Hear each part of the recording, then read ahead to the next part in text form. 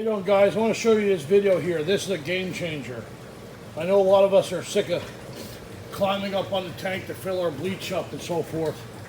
So on US Plastics, I found these quick disconnects that all the wetting parts do not touch the sodium hypochlorite. The spring, the seats, I don't know how they do it, but nothing touches the wetting parts, and this is what it looks like.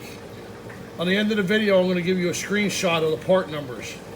They're like 60 bucks a piece, so you're looking about $120 right here, but it's well worth it. I waited a while on this to make a review. So far, the past couple of weeks, I've probably put, whatever time, about 900 gallons through this. So it's definitely tested. This is what I use for my bleach. This is what I use for my soaps. And if you notice, this has a bulkhead fitting on it. All right. Right now, these go to my bulk tanks. I actually have a submergible pump in my soap tank that's already pre-mixed. I'm going to show you, no drip. See here, you pull this off, no drip at all. Now this one here has a little O-ring here. This here is totally different. Now, my bleach is filling up. My pump does about 3-4 gallons a minute. It's not fast. Don't want it to be fast. But here I'm going to show you.